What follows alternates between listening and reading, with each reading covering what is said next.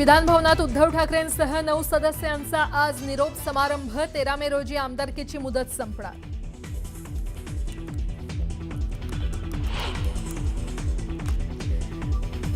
भोंदू अशोक खरातवर अत्याचाराचा तिसरा गुन्हा दाखल. तांत्रिक विधी आणि प्रसादाच्या नावाखाली औषध देत अत्याचार केल्याचा आरोप. पोलिसांकडून खरातची चौकशी सुरू.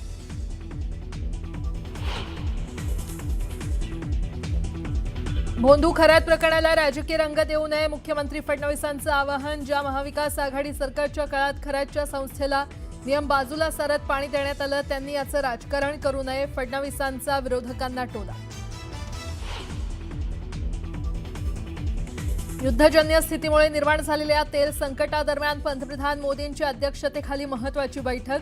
कच्चं तेल, वायू, ऊर्जा आणि खत क्षेत्रांमधील परिस्थितीचा आढावा.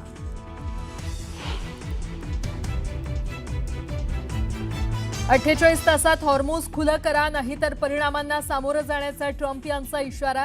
तर अशा धमक्यांना आम्ही युद्धभूमीतच उत्तर देतो म्हणत इराणचे अध्यक्ष पेजेशकियान यांचं प्रत्युत्तर. इस्रायलचा लेबनॉनवर जोरदार हल्ला. लिटानी नदीवर बनलेला अल कास्मिया पूल जोरदार बॉम्ब वर्षावामुळे उद्ध्वस्त.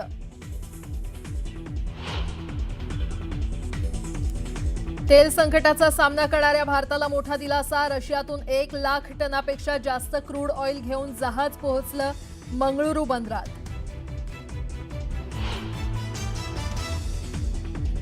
हर्षवर्धन सदगीर बनला डबल महाराष्ट्र केसरी. अंतिम फेरीत महेंद्र गायकवाड पराभूत. सदगीरला चांदीची गदा आणि फॉर्च्युनर गाडी भेट. आणि राज्याचे माजी मंत्री दत्ता मेघे यांचं निधन. वयाच्या 89व्या वर्षी घेतला अखेरचा श्वास. मुख्यमंत्री देवेंद्र फडणवीस यांनी मेघेंचं अंत्यदर्शन घेत वाहिली श्रद्धांजली. भोंदू बाबा अशोक खरातच्या लैंगिक शोषण आणि बलात्काराच्या प्रकरणामुळे महाराष्ट्राच्या राजकारणात मोठी खळबळ उडाली आहे. खरात सोबत अनेक राजकीय मंत्र्यांचे फोटो व्हायरल झालेले आहेत. अशातच मविया सरकारच्या काळात त्याच्या संस्थानाला पाणी दिल्याचं समोर आलं. उद्धव ठाकरेंनी यावरून सत्ताधाऱ्यांवर टीका केली होती. यावर देवेंद्र फडणवीस यांनी पलटवार केलाय.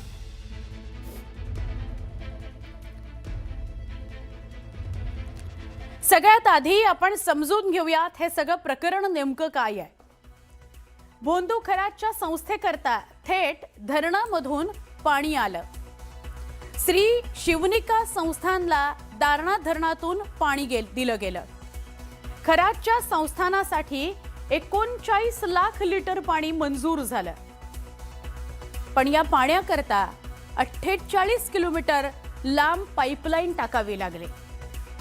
म्हणजे 48 किलोमीटर वरून हे पाणी त्याच्या संस्थांसाठी दिलं गेलं. आघाडी सरकारच्या काळात पाणी देण्याचा निर्णय झालेला होता.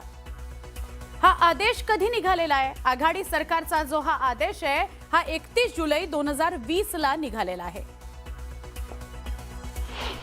त्याची सगळ्याची चौकशी करा ना. माझं काही म्हणणं नाहीये, कारण पाणी कुठपर्यंत मुरले ते कळू द्या. नाही म्हणून जो गुन्हेगार असेल त्या गुन्हेगाराला शिक्षा करा. हे पाणी जर का वळवलं असेल तर एकूणच हे पाणी कुठपर्यंत मुरलंय हे कळू द्या. फक्त कळल्यानंतर त्याच्यावरती काहीतरी कारवाई झाली पाहिजे. मला माहिती आहे की कोण कोण काय काय कसं कसं करायचं. आता कालच तुम्ही देखील त्यांना आउट ऑफ टर्न पाणी कोणी दिलं, कसं दिलं, 40 किलोमीटर पाण्याची लाईन कशी दिली, हे सगळं तुम्ही काल दाखवलेलं आहे. त्याच्यामुळे मला असं वाटतं की याच्यामध्ये राजकारण करू नये. ज्यांनी मंत्रिमंडळाची विशेष बैठक बोलवून 40 किलोमीटर दुरून त्यांना पाणी दिलं त्यांना काय शिक्षा द्यायची? आणि मंत्र्यांबद्दल बोलणारे त्यांच्याबद्दल का चूप आहेत? तिथे तोंडाला कुलूप का लागताय? सिलेक्टिव्ह का बोलताय? त्यामुळे काहींना केवळ राजकारण, आम्हाला राजकारणात इंटरेस्ट नाही आहे. आता आपण वेगवान स्वरूपातल्या बातम्या बघूयात. भोंदू अशोक खरातवर अत्याचाराचा आणखी एक गुन्हा दाखल झालाय. पीडितेसह कुटुंबियांना जीवे मारण्याची धमकी देत अत्याचार केल्याप्रकरणी नाशिकच्या सरकारवाडा पोलिसात तक्रार दाखल करण्यात आली. भोंदू अशोक खरात प्रकरणातील एसआयटी चौकशीचं स्थळ बदलण्यात आलंय. अज्ञातस्थळी खरात प्रकरणाची चौकशी केली जाते। 3 दिवस गुन्हे शाखा आणि पोलीस क्लब इथे चौकशी सुरू होती। चौकशीला स्वतः एसआयटी प्रमुख तेजस्वी सातपुते उपस्थित होत्या।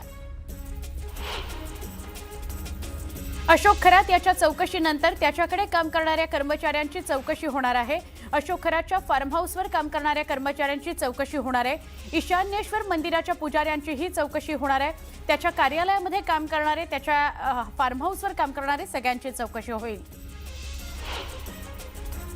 अटकेच्या 3 दिवस आधी भोंदू खरातची 3 मोठ्या अधिकाऱ्यांसोबत बैठक झाली होती। यातील एक अधिकारी हा मुंबई विभागातला असल्याची माहिती सूत्रांनी दिली आहे। अशोक खरात सोबत अधिकाऱ्याचे आर्थिक व्यवहार असल्याचा संशय व्यक्त करण्यात आलाय। तृप्ती देसाईंकडे खरातचा व्हिडिओ आधीच आला होता, मात्र देसाईंनी चाकणकरांसोबत तडजोड केली असा गंभीर आरोप रुपाली ठुमरे पाटील यांनी केलाय। यात कोट्यवधींचा व्यवहार झाल्याचा आरोप रुपाली पाटील यांनी केलाय। नाशिकमधील अशोक खरात प्रकरणावर नितेश राणे यांनी प्रतिक्रिया दिली। पीडित महिलांनी थेट सरकारशी संपर्क साधावा, त्यांना पूर्ण मदत केली जाईल असं त्यांनी सांगितलं। सरकार महिलांच्या बाजूने ठाम असल्याचंही त्यांनी स्पष्ट केलं।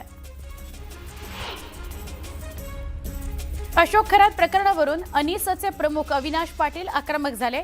अशा बुवाबाजी करणाऱ्यांची पोलीस स्टेशन निहाय माहिती गोळा करून कारवाई करा अशी मागणी त्यांनी केली। जादूटोणा विरोधी कायद्याची कडक अंमलबजावणी व्हावी असंही त्यांनी सांगितलं। प्रशासनाच्या दुर्लक्षामुळेच अशी प्रकरणं वाढत असल्याची टीकाही करण्यात आली।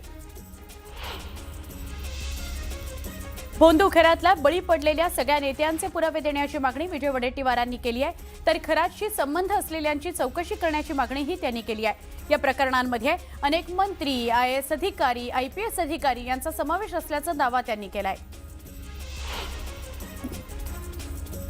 नांदेड शहरातील एका मठामध्ये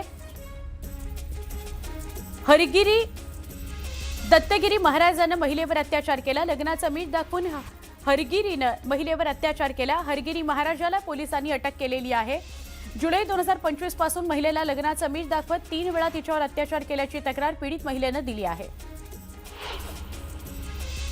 भोंदू अशोक खरात प्रकरणामध्ये मनसेनं उडी घेतली आहे। हे प्रकरण अशोक खरातच्या अटकेनं थांबणार नाही किंवा रुपाली चाकणकरांनी राजीनामा दिला म्हणून थांबणार नाही।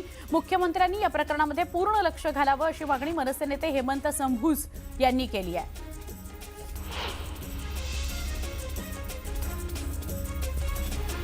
वणीच्या गडावर सप्तशृंगी देवी चैत्र पौर्णिमा यात्रा येत्या 26 मार्च पासून सुरू होते। त्यानिमित्तानं प्रशासनानं आणि ट्रस्टने यात्रेनिमित्त गडावर येणाऱ्या भाविकांच्या सुरक्षिततेला प्राधान्य दिलंय आणि सूक्ष्म नियोजन सुरू केलंय।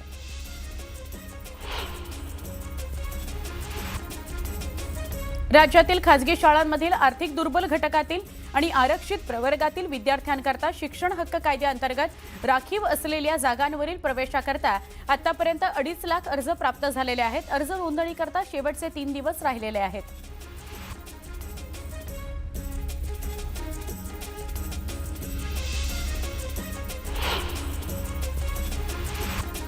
राज्यात अवकाळी पावसानं हाहाकार माजवलाय। द्राक्ष उत्पादक शेतकऱ्यांचं त्यामुळे कंबरडाच मोडलाय। तोडणीच्या उंबरठ्यावर असलेल्या द्राक्ष बागांना पावसाचा तडाखा बसला, त्यामुळे शेतकऱ्यांचं मोठं नुकसान झालं। परिणामी बाजारात द्राक्षाच्या दरात तब्बल 30% घसरण झाली आहे।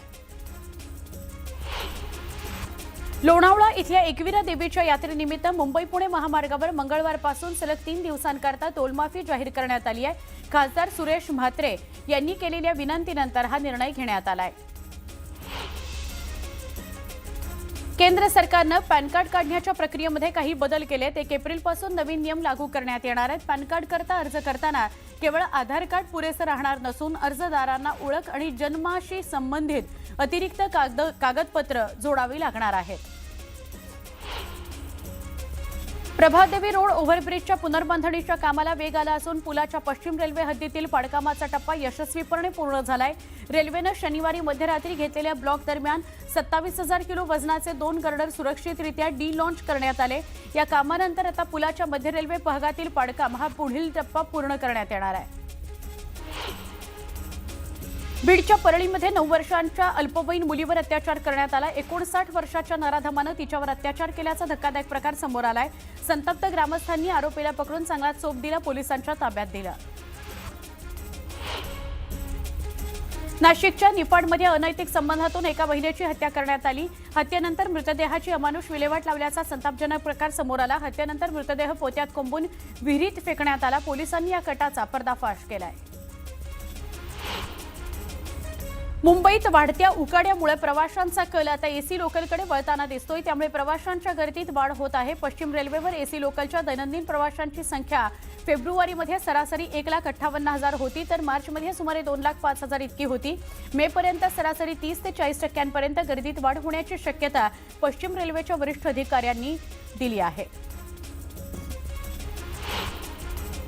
हवामान बदलाचा फटका म्हणून देशाच्या काजू उत्पादनामध्ये 60% घट होण्याचा अंदाज आहे. दुसरीकडे देशाला कच्च्या काजूचा पुरवठा करणाऱ्या प्रमुख आफ्रिकी देशांनी कच्च्या काजू निर्यात न करण्याचा निर्णय घेतलेला आहे. त्यामुळे देशातील काजू प्रक्रिया उद्योग आर्थिक अडचणीत आलेला आहे. देशातील एकूण काजू प्रक्रिया उद्योगापैकी 40% उद्योग महाराष्ट्रात असल्यामुळे मोठा फटका राज्यातील काजू प्रक्रियेला बसू शकतो.